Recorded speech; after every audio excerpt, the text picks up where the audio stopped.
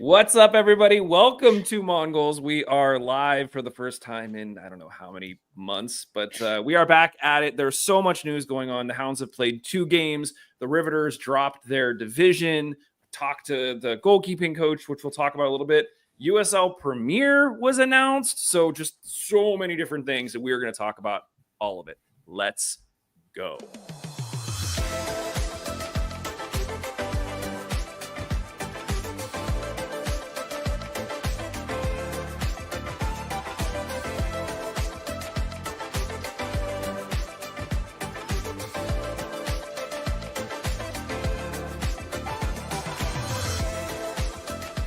Welcome, everyone, to the show. I am Mike Sparks. Joining me is Josh Brokaw and Steve Mattiace. Guys, I didn't do the intro at the beginning. I totally forgot. How are you both? Josh, you were at the AGM. You braved the storm. How have you been this week, my friend? Good. Yeah. So we did like a little like pre-game meetup. The board did Honey Duplo or Duplo Honey, whatever the heck that place is called. Yeah, in Station Square. Yeah, so that was cool. Did that, and then like it looked fine out, and it wasn't really a big deal. And then as soon as we got to the stadium set up, it was just like coming down. I'm like, oh, okay. So we did the presentation. That went great. Elected 2 new members to the board. Drew was one of them. So nice. Mondo is now officially on the Steel Army board. And then Jesse was the other. So Jesse is back on the board after he no longer works for the Riverhounds, so he's allowed to work or allowed to be on the board again. Nice. So he's back on the board. The saga of Jesse back and forth. Team Steel Army. Team Steel Army. So those chants of Jesse's getting fired finally paid off, and he's back on the board. Does he know he could still use the same chant about the board? Yeah, no, that's a good point. So yeah, we love Jesse. It was a good time, but because of all this, and I was selling memberships and like handing them out and answering questions, that kind of stuff, I watched like none of this game. And the whole time I'm just like sitting at the back upstairs, and I can look out the windows that look out onto the field. I just see like white because it's snowing so bad. And I was like, wow, there's not much to see right now. And then finally, when I did watch about 10-15 minutes of it, it was very, very snowy. And that was in the first half. So Liz and I were like, we're gonna leave. So we left at halftime to get home before the roads got too terrible. So I did not see any of the game. Listen, I don't blame you. I was telling you guys off air. I spent literally all day outside yesterday at a scout thing, like rain, snow. It was miserable. I was like, I can't do that again today. Drew sent some videos over of the game, and it looked kind of sloppy. Literally, they're shoveling off the field just so the guys can see the lines. I get it. You got to play through that because that might be what the regular season is, but you just don't want to see anybody get hurt or anything during a preseason match like this. So totally get it. Steve, what's good with you, man, before we get into all the news? Not much. Pretty low-key weekend. Was hanging out with some buddies here in town last night. One of them's birthday is today, so the other guy made pulled pork and mac and cheese and coleslaw and whatnot. So we were hanging out, catching up. They're both at the seminary, and so the one that cooked, he just got back because he didn't do a January class. So I haven't seen him since Thanksgiving. So it was good to catch up. Friday was just really nice to just be out and about during the day in the sunshine. And then today taking it easy because at decision time, I looked outside and it was just so wet that I was like, I don't want to be anywhere near this field watching this game in this weather. So I did not go to the game or the AGM. And I suspected that was kind of the thing. So I had voted absentee already just in case, because I was like, it's going to be a game, like a moment by moment decision. I'm not taking the risk. I don't get to cast my vote. Two things though. We're live. Like you said that a few minutes ago. And like, it hits differently to have this conversation, knowing that we're live and that we're not pre-recording. So that's a lot of fun. And like you talked about it, the aspect of like players could get injured. I am mystified why this game still occurred at Highmark in this weather. Then what's the point of having Montour if like the worst possible weather they could play in, risk injuries. We don't move it to Montour. I digress. Well, Josh, we were talking at the last home game about how like the pub wasn't open and the store wasn't open. And I don't know how much work, I know there's a ton of work that goes into getting all of that stuff ready. Was any of that stuff open today because they knew the AGM was happening and people were going to be showing up? No. No. Oh, okay. And they're also in the middle of like a reset for the store. So that's one of the reasons why the store's not open. It's they're actually like cleaning it out and like redoing all the merch in there and resetting it up. And also I figured, you know, they have to hire staff to be there. Then there's a lot more involved with that than just unlocking the gates and letting the players in. I know that they had lacrosse earlier in the morning, like a lacrosse practice. So like the earliest they could even they set this game back a half an hour. Yeah, they bumped it to try to beat the weather. It kind of hit fast. Like I feel like, you know, really calling for as much snow. We thought it was just going to get like temperatures were going to drop. But yeah, that snow hit and it just came right like an hour before the game started. So it was probably a little bit too late to move it to at that point. They thought moving it up would, you know, save them from that. But That's fair. So I feel like this is a special circumstance. Now, if they were calling for like a winter storm all day, they probably would have moved it. Yeah. Which would have really put a cramp in the AGM. We would have figured something out, I'm sure. But well, so you're glad that it didn't move. Yeah. So let me ask you before we talk about these two games, because clearly we didn't get to see any of them. We know a little bit about what happened, but how'd the AGM go? Aside from sort of voting, was it a good turnout? Like, guys get some stuff done? Weather definitely kept people away. I think we only had probably like 30 people there, 20 people, 25 to 30, somewhere in there. Which, I mean, usually AGM, like you're looking for a little bit more than that because a lot of people are signing up for the first time at the AGM. But we're already doing great on numbers as far as people pre-ordering them and all that kind of stuff. So I don't think it's going to hurt turnout overall. And plus, people can just go to All Hounds Eve or come to the first tailgate and get their membership. So not really worried about that. But yeah, it definitely hurt turnout. The voting, this is like the closest we've ever had as far as like it being like a tie. I think Drew and Jesse got the exact same number of votes, and the next guy, Cam, he got like 2 less. So, wow.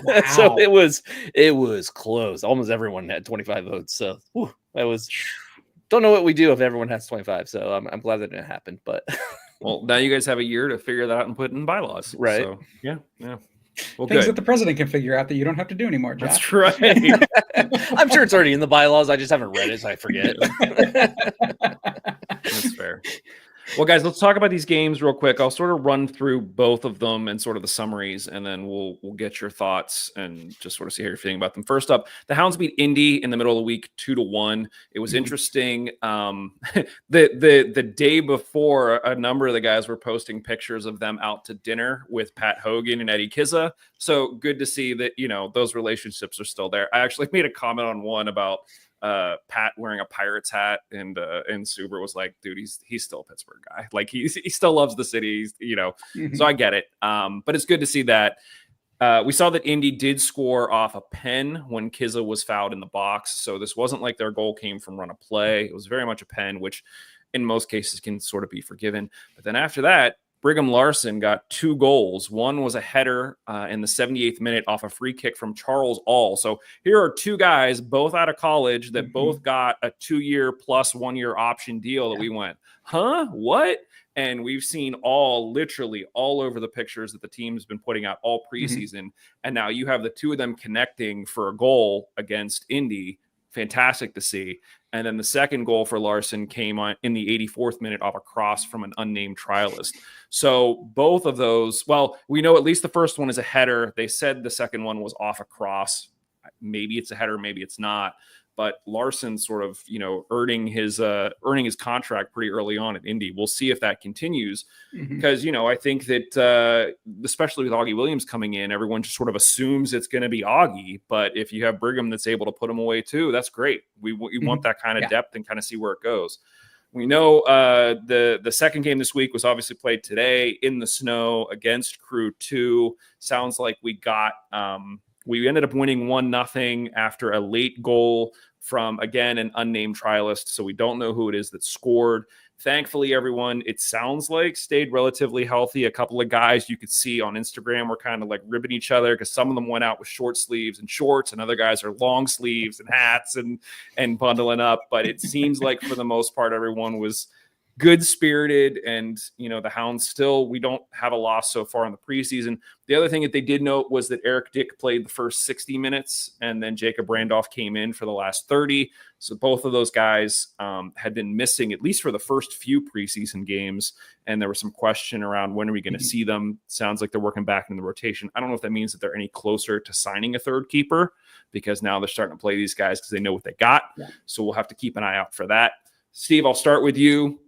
2 more wins, one in a little bit more of a chaotic scenario with the snow than the other. How are you feeling after this week with the guys?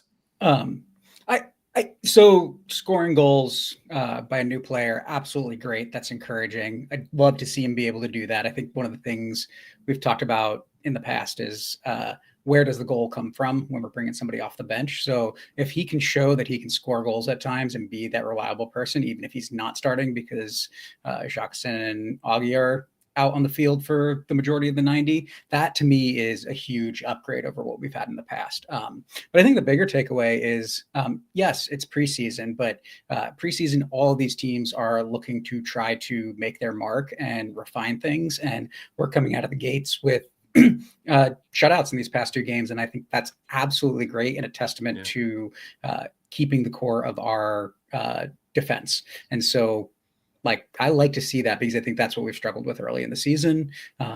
So let's get some goals and keep those clean sheets early in the season and start the season off a little better, I hope. Yeah. Josh, how you feeling? Good. Much of what Steve just said about the defense is great. Did make a note that I think me and Drew were talking when we were watching the game today, and Suber just looks competent back there and confident.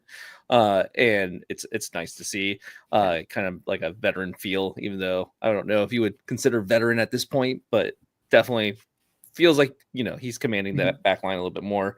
And just there has to be something to be said with going into the season with that kind of mindset that you're a winning team. Like, even though it's, preseason, it's not about the winning it right now. It's about testing out the guys and trying to find the formations. And this is where you can kind of play with the lineups and just get everyone figured out.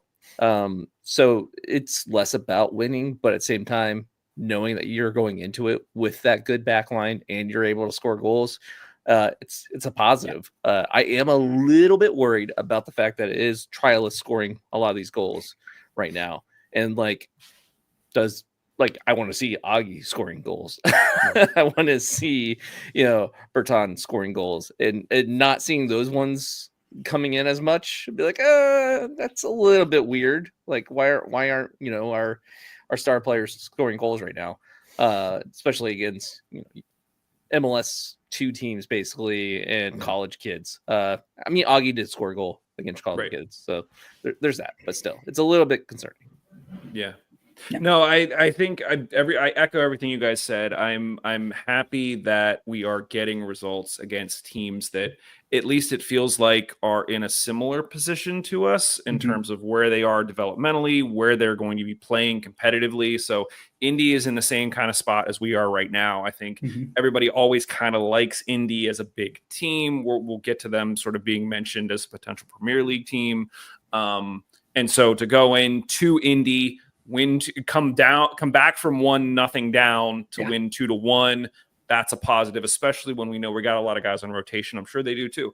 And then same thing with Crew too. I mean, there's a lot talked about in terms of where does USL Championship compare to MLS Next Pro? And we've had a lot of conversations with players that have played in both, and it feels like it's comparable. The biggest difference is that MLS Next Pro is typically guys that are younger, that are trying to get a chance with MLS, whereas Championship might be guys that not are reserved to not play in the MLS, but are very much just at a different spot in their career.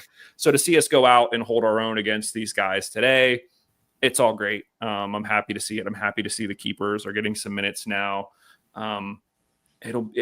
As we continue to progress, it will be very interesting to see how much more we start to hear about the lineup in terms of what guys are getting minutes and how much minutes they're getting. Like Dick got 60, which is great. We're getting to that point in the preseason where we've got 2 weeks left. I think 3 games left. This is when we got to start seeing the guys get, 60, 70, 90 minutes because the season's going to be here and we want to make sure that they're firing on all cylinders. So yeah, it's crazy. Literally had to look, I'll put it up on screen here right before we started. In terms of the preseason, we have a game on Friday against Pitt at 6 p.m. So that'll be a fun Friday night game up at Ambrose. So if you've never been, get up there. It's a great spot to watch the game. It's probably going to be packed and a lot of fun. And then the following Tuesday will be at home against Loudoun. So another championship team. And then that following Friday, did I say the 28th, or is that Saturday? I can't remember. I think it's whatever. Later that week, they're going to Lexington, which is another championship team. We won't play them. I shouldn't say we won't play them. They're in the West, so they're not in our conference. I need to look at the schedule. I don't think we actually play them. But anyway, another championship team. So we'll see how this shakes out. But good competition, but we're almost there, guys. Like literally 2 weeks, and we're going to be talking about regular season stuff in North Carolina. So really, really exciting stuff with the guys. I feel like there was another thought that I had. Oh, you mentioned trialists. I think the one thing that will be interesting to see is we know of the names of a few of the trialists. We talked about Yoshi last week. Yoshi scored from 20, 30 yards out, something like that. The goal today came from a trialist who scored from 20 yards out. We kind of heard through sources that Yoshi isn't with the team anymore. So, there goes a long-range goal that might be gone. I think, Steve, you made the joke, well, now this guy scored a long-range goal. He'll probably be gone, too. There's one other player that we heard about that I was kind of bummed because it sounds like he's no longer with the team. When we were at the game last week, there was a defender that, Josh, I said to you, I was like, that kind of looks like Toby Adewale. And you were like, yeah, I guess. Sure. I was like, I don't think it would be him. Right. Mentally, so for those who don't know, what was it, 2020? I think Toby Adewale came in. It was he came in under Brandt. Was it? Stayed the following season under Bob. So he was here for Bob's first season. That's right. Then was out of contract. Yeah. That's right. So Toby came in, I think, straight out of college. Played with our buddy Hugh Roberts, played with, was Joe Greenspan was here during that time too. Played with some big names and developed really quickly. We had him on the show a couple times, great dude, fun personality to be around. Then he left and went and played in Germany for a few years and was doing really, really good in Germany. And so then to pop up at the preseason and be like, that guy kind of looks like him. But then, Josh, to your point, it was like, why would he come back? That doesn't make any sense. Well, then, Josh, you got confirmation from somebody that it was Toby Adewale that was here. So we were all excited. But then, dun, dun, dun, almost right after, it's like, oh, yeah, that was Toby Adewale. Oh, yeah, he's not staying.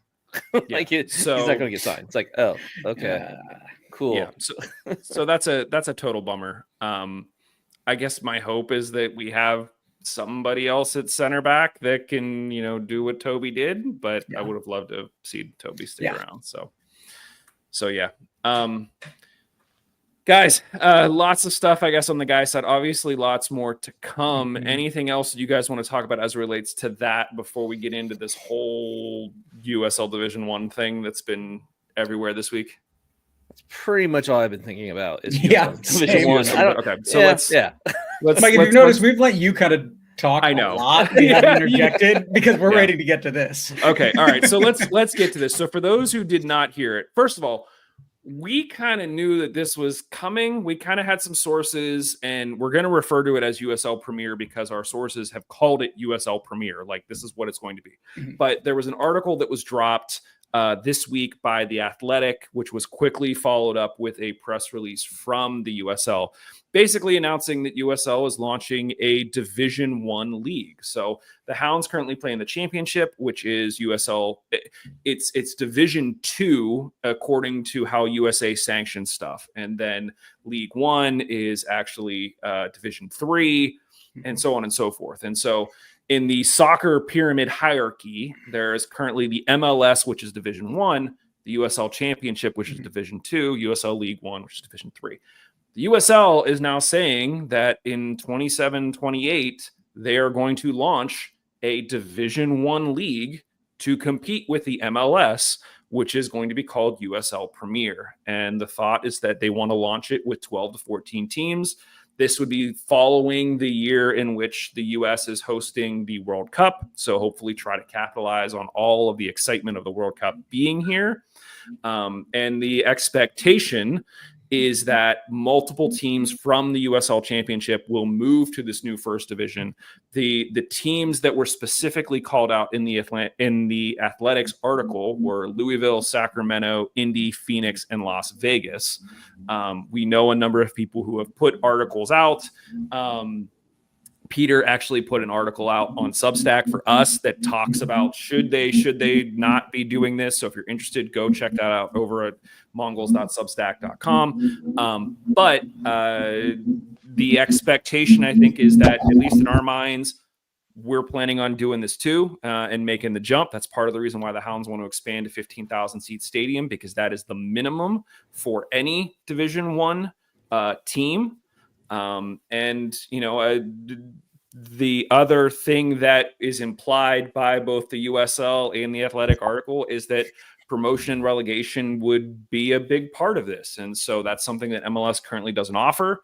But just like the European model, if you're in the USL Premier and maybe you're one of the bottom one or two teams, then maybe you drop down to championship and the championship teams can jump up. And that's just kind of how it would work. Guys, I kind of set the table with that. Obviously, lots of thoughts. Should we? Shouldn't we?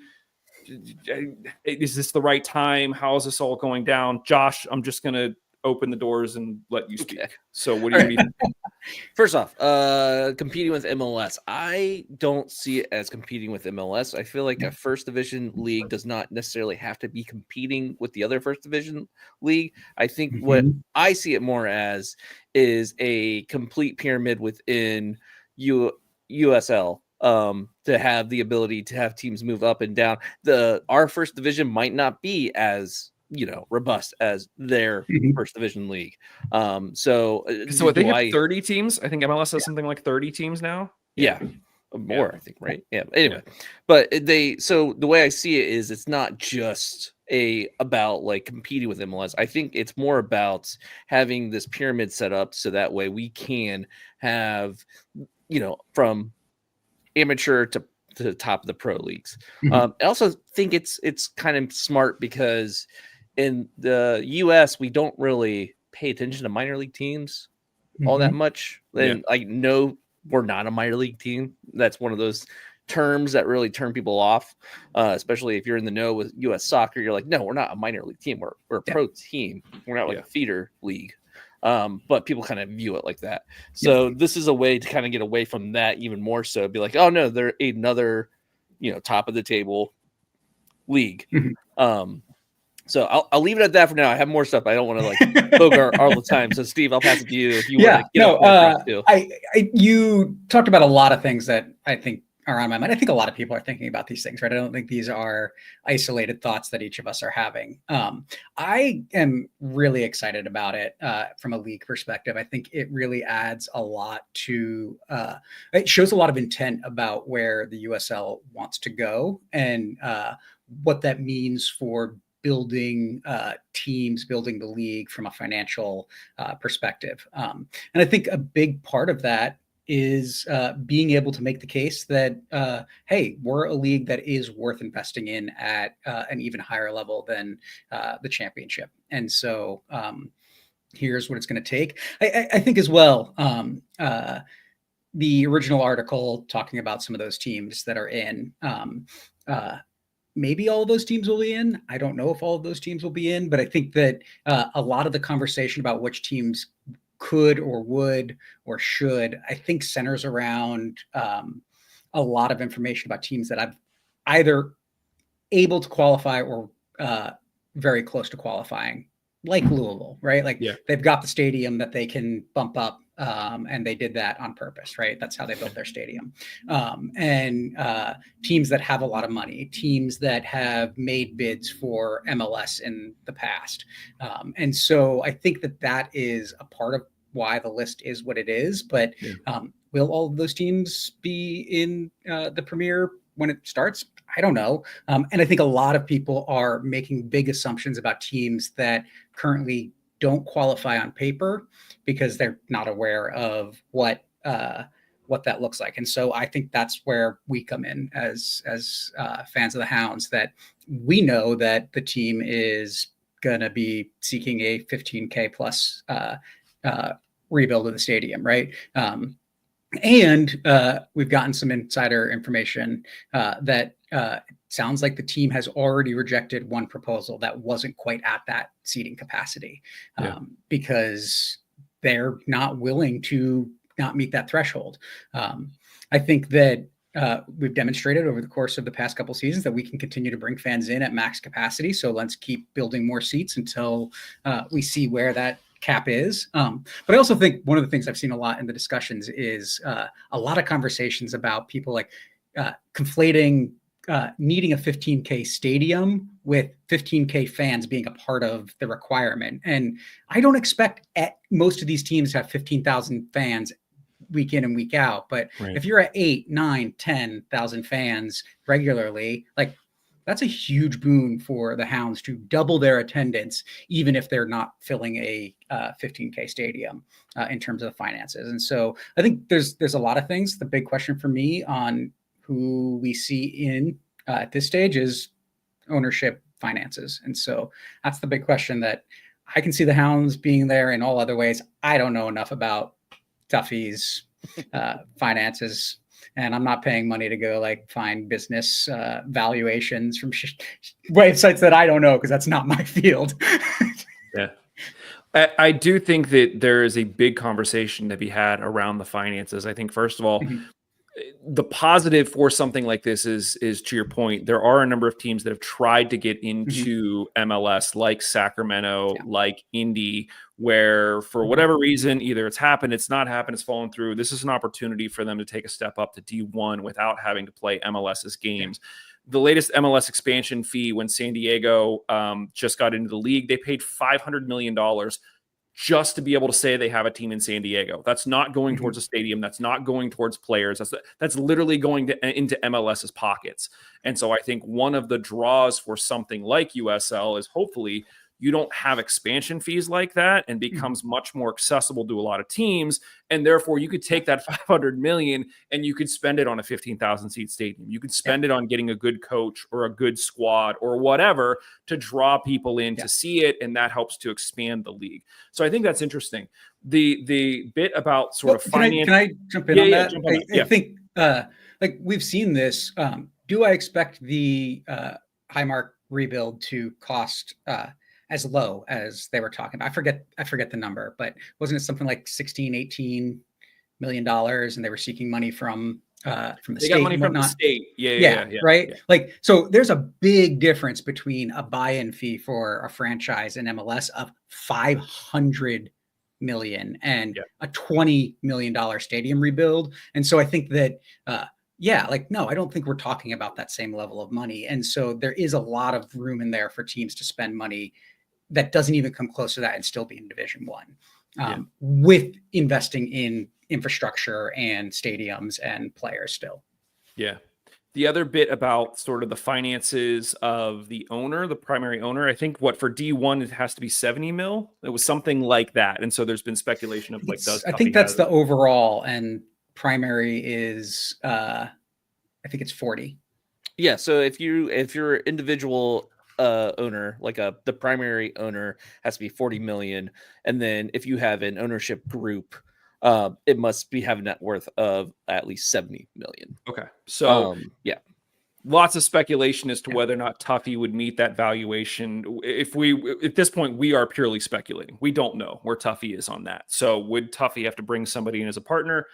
Don't know. But I don't think that they would be chasing the 15,000 seat minimum if they weren't at least somewhat comfortable in considering that and knowing that was a hurdle and having this in the back of their mind as they're planning for 2027. Now, obviously the stadium right now holds 5,000. If you triple that, I'm sure they've run the numbers to try to figure out how much money would actually be coming into the team. Mhm. But, there are two other factors as it relates to funds. Ewan in the chat said players need comfortable wages too. That's another concern. So you'd have to imagine if we go up to D1, the players are going to want more money.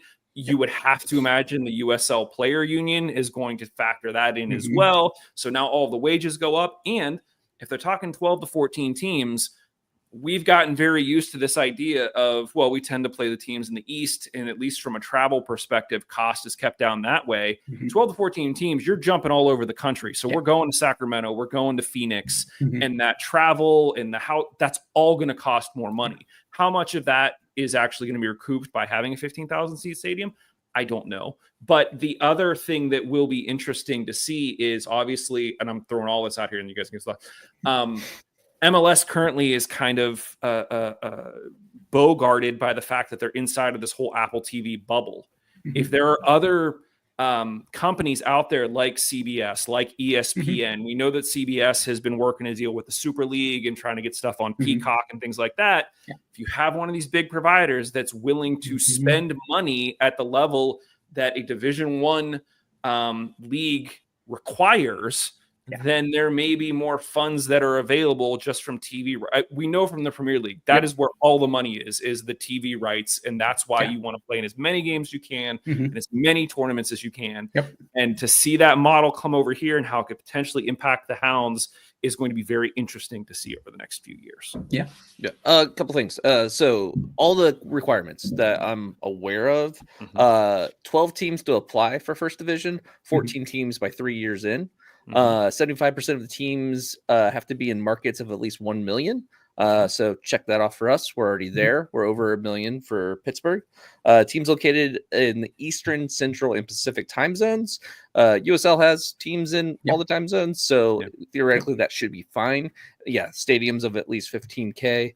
And then we already talked about the rights for television rights and that kind of stuff. I believe that's also tied in there. And then the minimum for the ownership group.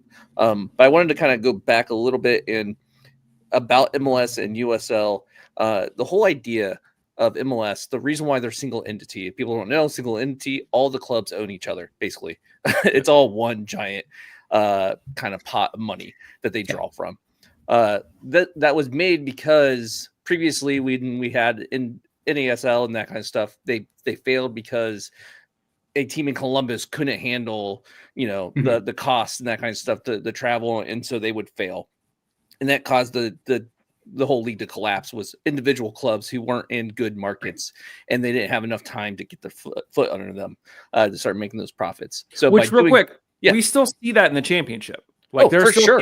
Memphis just folded. But yes, continue. Go ahead. Yeah. So the idea was, okay, so MLS comes along, they do single entity. It's a great idea because it makes it so, they can kind of support Columbus for a while they get, the fan built up and the buy-in from the community. And then now, okay, great. Now they can handle themselves, that they're able to actually contribute to bringing in other clubs. And you also have the franchise fees, which I feel like is what's propping MLS up right now. But anyway, so that worked and that was important and it helped grow the sport in America. We need to get away from that. So now we can get into individual clubs actually not being owned by each other.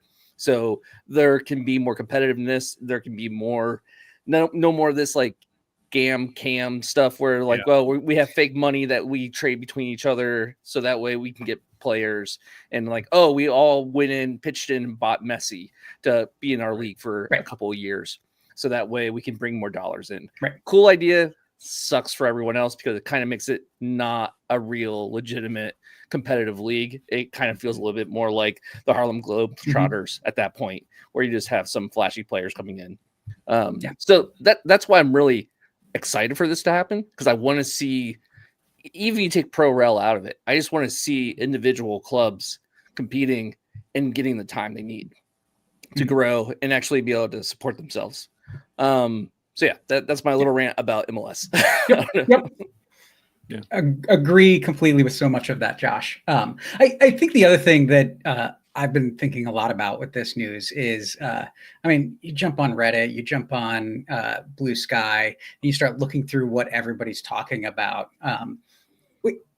We don't know all the details, right? Like we've gotten a little bit of insight, but not that much from our sources, right? I was just saying, to be fair, I reached out to the team and I was like, "Can I talk to Jeff about this?" And the response was that all questions need to be directed to the USL for right now. They're not letting the individual teams talk about it. Yeah. So we tried, but go ahead, Steve. Yeah. But I just want to like say like we have seen the USL make really purposeful decisions over the past 8 or so years, both in terms of the championship, in terms of pushing to get the MLS2 teams out of the league. And there's a lot of controversy on what actually happened there and who was spending what money, but I won't get into that. But then let's look over at the women's side of the league. And you look and see what they've done and the purposefulness with which they built the USLW and the USL Super League, and then adding in the academy leagues as well over time, right? I think there's a good track record of the USL making good decisions based on ensuring they're putting themselves in a good position. And so I want to say that I don't think that there's anything that any of us can say or anybody can comment on this news that knows more about any given team or what's going on or what US Soccer will do or what USL will do. That I got to believe that the people at the top level of USL are having the conversations with US Soccer. And does that mean that there's no risk to this? No, that doesn't mean that, but they're not making this as a flippant decision to just say, we're going to try to go for first division, right? Like this is a purposeful long-term strategy and I'm here for it. Go ahead, Mike. I was going to say, it will be very interesting on this whole MLS USL thing to see how the USL, a lot of people want to say, oh, this is USL directly competing with MLS. Yeah, no. And I remember there were a few years ago that Alexi Lawless famously said, well, if you don't like MLS's thing, build a better mousetrap. And there was literally an article, whether it was the New Yorker, somebody put out an article today saying the USL built a better mousetrap. Like, this is what it is. So how much the USL will lean into, we are competing with MLS or we're just kind of doing our own thing and like letting it grow. There's going to be a whole narrative around that it'll be interesting to see how that continues to develop now that the news is out. And it's going to be interesting to see, I think, America's response, the fandom response to just that title, it being first division. Does that change people's mindset of like, am I going to go support my local club if they're not MLS? Because that's what we see right now. We see a lot of people not coming to these games, not because they really know much about MLS or soccer in general. It's just they know that, oh, you're second division. I'm good. I'm not going to go to that. So like just having that moniker of first division and it being like the top division in America, does that matter? And I think it could matter more than some suspect. And just the bigger stadiums and all that kind of stuff, that's going to help bring in more money as well, because we know that that alone, having first division, then having enough space for more people to come to the games, that alone could bring in a lot of revenue there to help make up some of these like travel costs, that kind of stuff that we're talking about. Right. And I want to also emphasize, right? Like I'm not advocating that it ever should be competing directly with MLS, but we can look at MLS historically and see the difference in what it cost for an MLS team to get started 30 plus years ago, what they were paying players at that point. And it took them time to grow to being as big and getting $500 million expansion fees, right? And so I think that this does not need to be anything more than what it is in the first year, and comparing it to something that's existed for 30 plus years it's not a fair comparison. And that doesn't mean it's not able to be successful, right?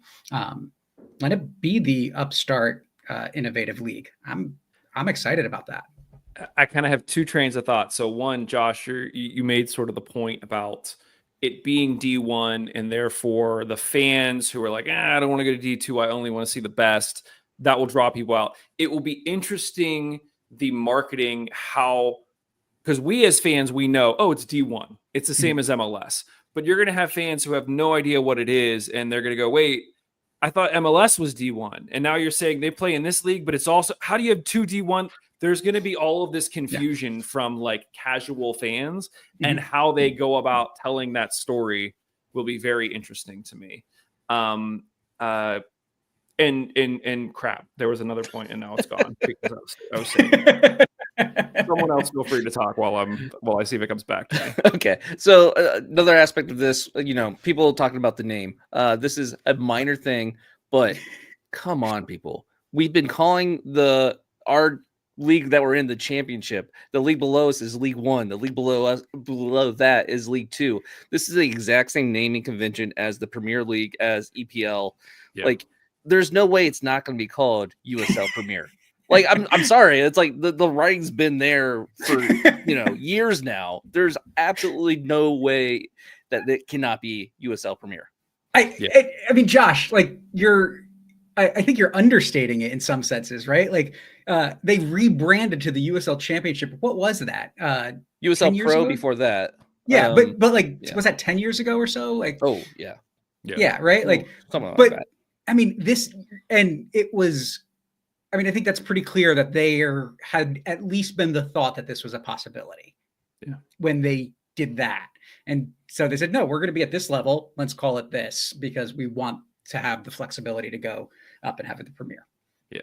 The other thing that I just remembered now was there was some article that was put out, and I apologize. It was one of our guys that did it, Peter. I'm sorry if the idea came from you. I don't remember if it did, but historically, if you look at situations in the past in America where you have two D1 teams, what has happened is that one of those teams has sort of bought and absorbed, or one of those leagues has bought and absorbed the other league. So we also could be heading towards a place where USL is D1, they implement Pro Rel is going really well. All of a sudden, MLS is like, crap, we can't do Pro Rel because of our structure. Maybe we combine into one, and now there's a proper Pro Rel structure with only one Division I league, and you kind of figure out the pieces. So this could all just be like one step up a 5-step ladder, and we can't see what else is there. But it's interesting that the league is determined to take that step. And it sounds like the Hounds are willing to take it as well, and to sort of see what happens with the squad from there. For years, everyone's like, when are the Hounds going to be in MLS? Not that we will be in MLS, but there could be a path that happens in a way that none of us were expecting prior to this week, and a lot of this stuff coming out. So, I do think there's another thing that we don't know what this is all going to look like after the World Cup. Like, it's hard to understate the seismic change that happened in U.S. soccer after the World Cup was in America.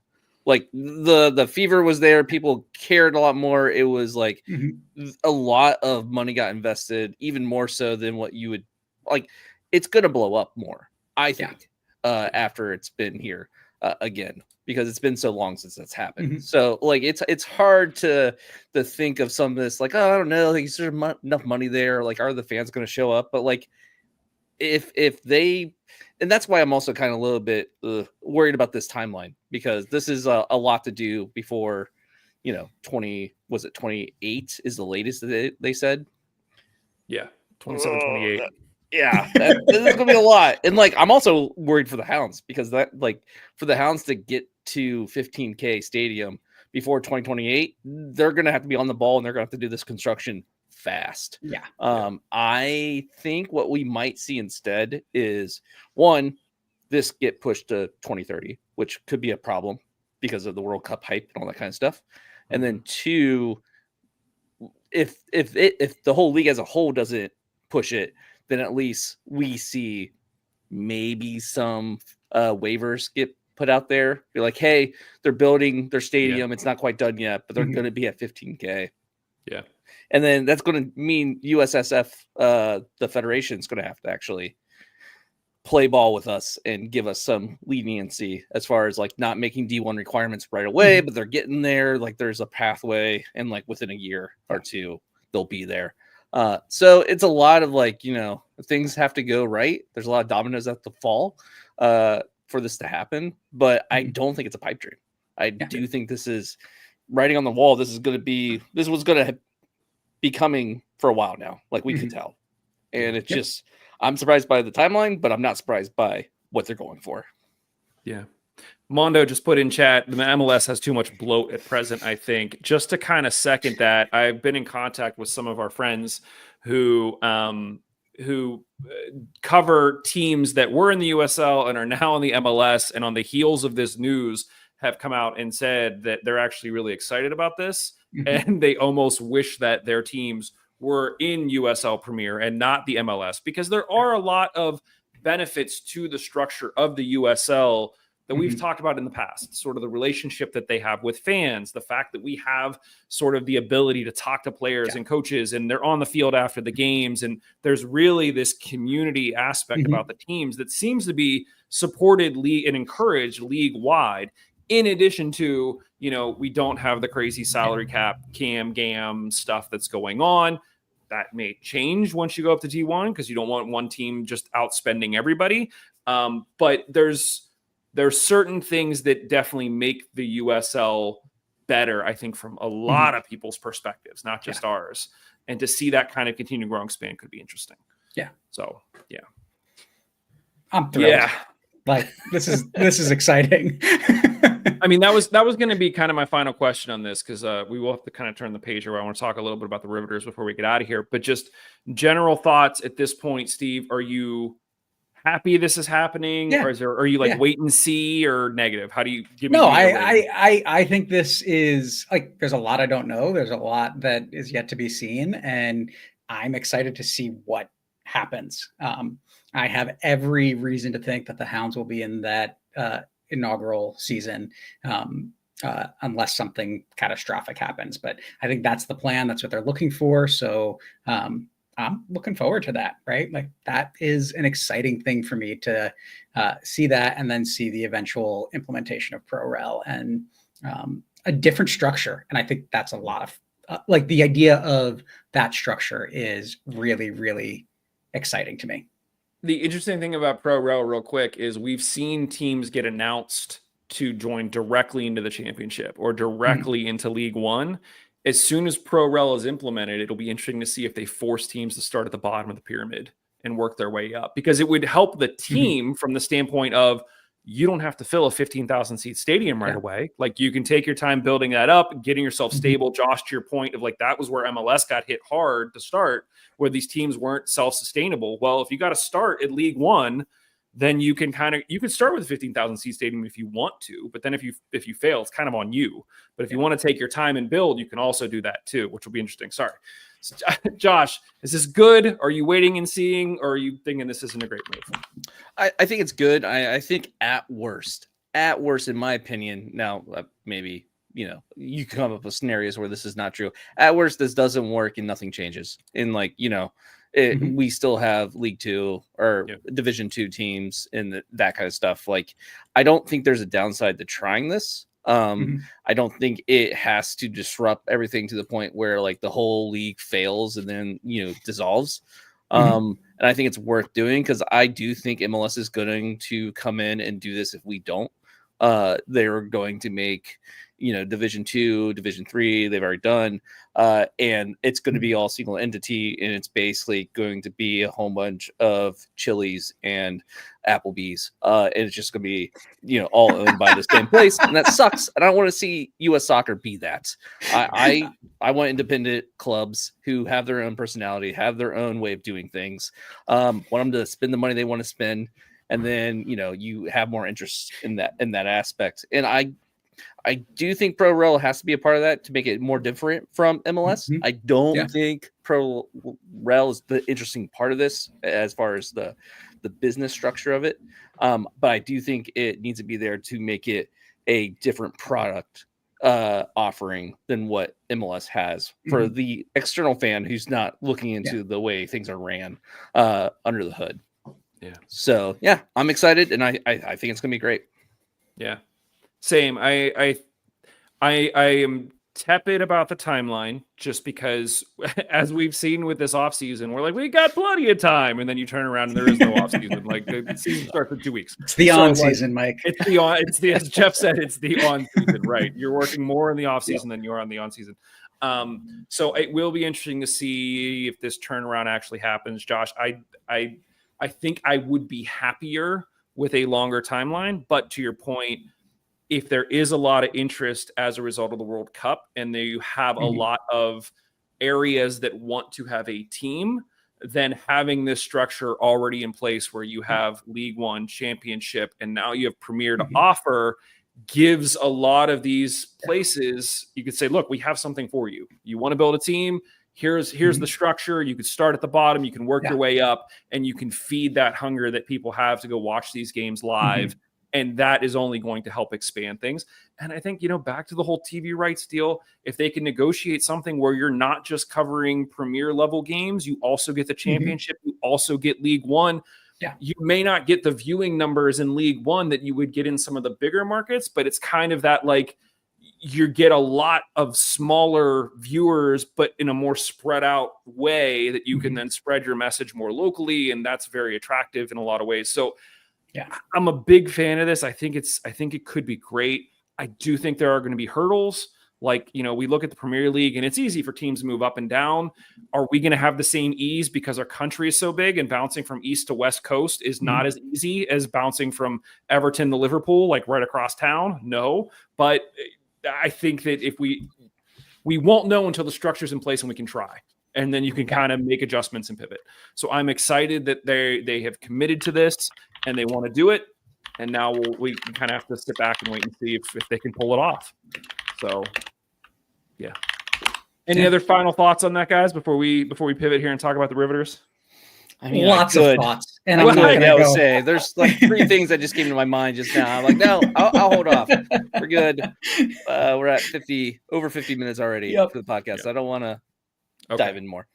Save them. We'll pivot back. And if anybody has thoughts, it's listening or watching, feel free to leave a comment on this wherever it is that you're digesting this, and maybe we'll discuss that comment on a future episode. Maybe we'll do a special episode just about the premiere as well. I mean, we've talked about sort of additional content over the course of the year, and this would be a prime one, especially once the teams are allowed to start talking about it. It would be great to have Jeff on and be like, where are we financially? Like, can we do this?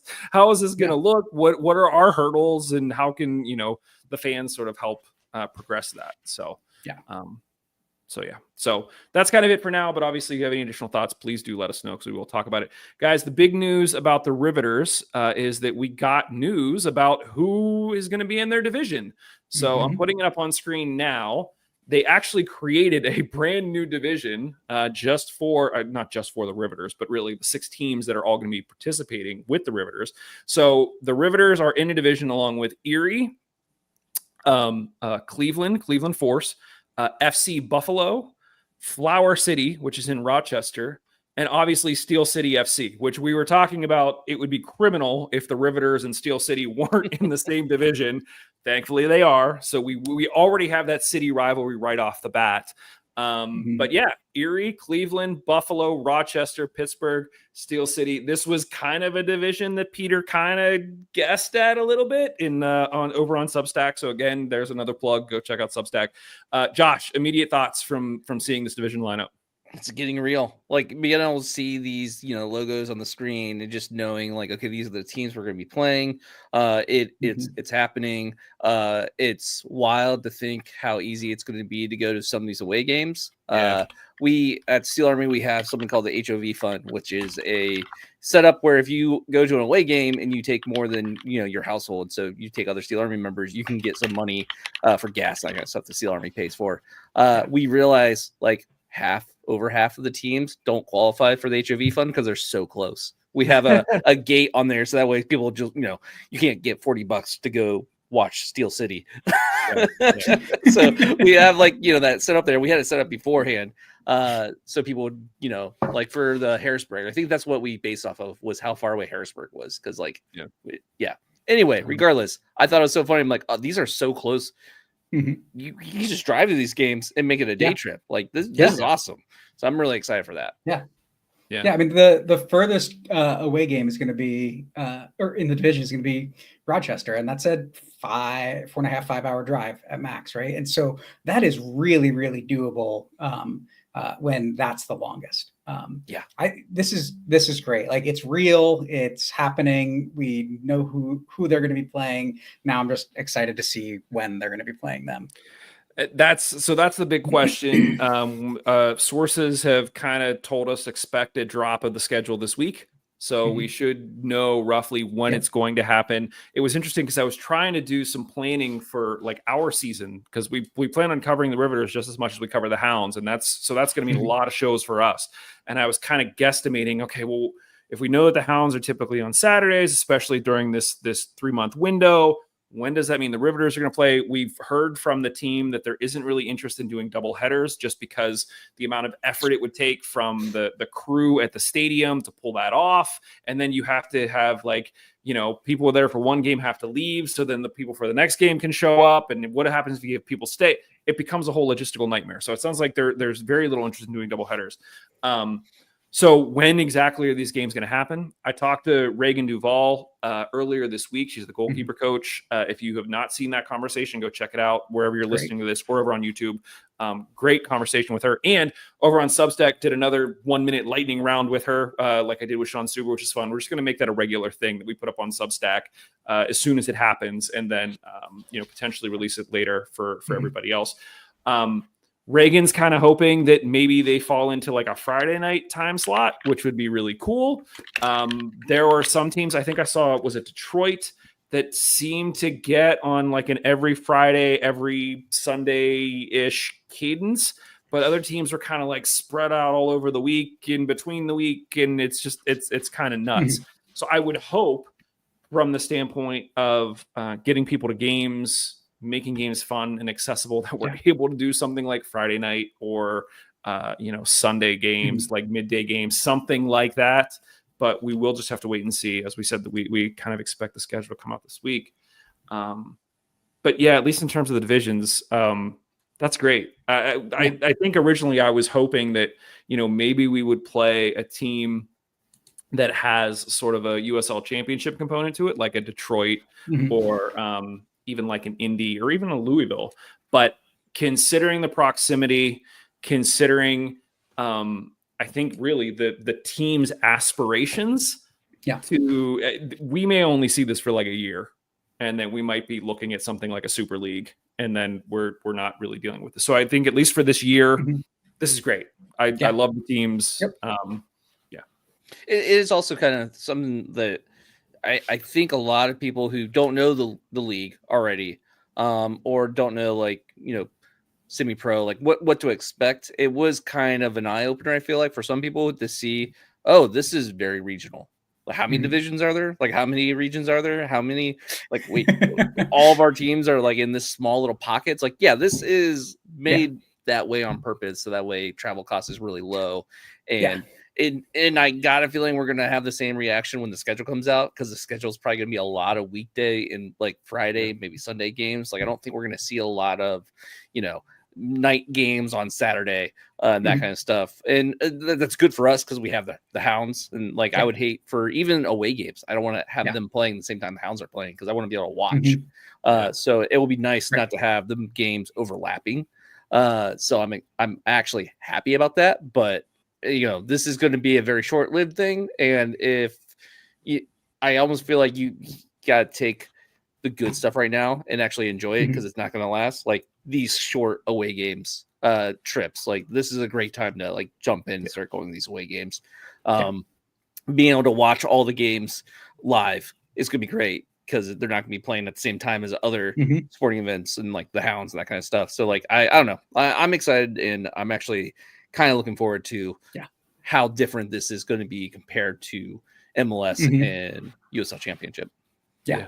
I mean, Josh, you talked about how surprising it is to some people to see that, and even knowing and having looked at what other teams exist, like seeing this division, it's just like, wow, that is really right. Like, it still was shocking to me how close it is.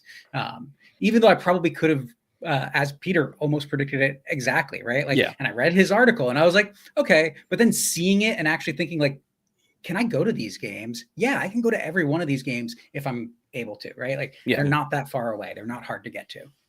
It's great. Yeah, agreed. The other big reveal, not really big reveal, but the tidbit that I thought was really interesting from talking to Reagan was Reagan has experience in the USLW. The Riveters announced 2 more signings this week, and Reagan feels confident that, well, first of all, she said that she would be most happy or she would consider the season a success if we make it to the championship. Like she feels very confident that this team is built for that. And she mentioned that she feels that this team is built in a way that it can compete in the Super League now.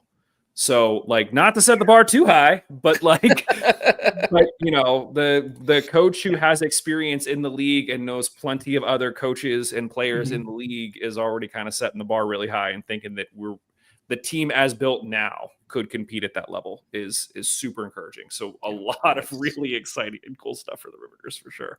Yep. Guys, go ahead, Steve. I just want to say one of the other things that we didn't necessarily say in that, but that, the one of these players has experience after college. And that I think is huge, that you're not just bringing in someone, not everybody is at college or right after college. So you've got someone that has finished college and has a little bit more experience and life experience and can help build a culture. And hopefully she can stick around and be a keystone of the team and the eventual hopeful Super League team. Yeah, agreed. Gentlemen, we're a little overtime. Any final thoughts here before we get out of here? Man, it's happening fast. Yeah. And I'm not like Steve. I actually forget we're not live when we do record. Pre-record. So this felt exactly the same to me. Oh no! See what it is, and it happened is that all these comments pop up on the right side, and so I'm getting distracted by them. But it's like, hey, people are actually here, and they're in the conversation with us. It's not just the 3 of us. All right, fair enough. Fair enough. Yeah. One thing that we are talking about too, and if anybody's interested in this, please do let us know. But we're trying to again figure out ways to kind of expand the conversation a little bit. And something that we talked about was kind of segments from people within the Mongols team, maybe outside of the Mongols team. So if you have thoughts and you're watching this live and you like leaving comments, feel free to like record a quick video of you asking a question or having a comment or something like that. Send it to us. You can get us at mongols3@gmail.com. And we will incorporate it into the show. We can play those clips live on air. We can respond to your questions. And we, again, just sort of expand the conversation. So there's a lot of new stuff that we're going to be trying out this year, just because there is going to be so much coverage. There's going to literally the summer of soccer is happening because it's just going to be just more than we can probably handle, but we're going to take a swing at it anyway. So yeah, if you have any thoughts, comments, questions, feel free to email us. We're all over the socials. Another plug for Substack. Peter did put out an article yesterday all about the whole USL D1 thing and sort of should we be hopeful for it? Should we not be? Where his stance is. And so you can go check that out. Leave your comments there. As I mentioned, there's also the 1 minute lightning round that I did with Reagan is over there as well. You can check that out too. Otherwise, I think that's it for this one, just because we basically ran out of time. Thanks, everybody, for listening, watching, participating. We love all the comments. We love all the feedback. Keep it coming. And otherwise, lot more games are happening. A lot more news is going to drop this week. We will be back with more Hounds and Riveters news for you very, very soon. Later. See ya.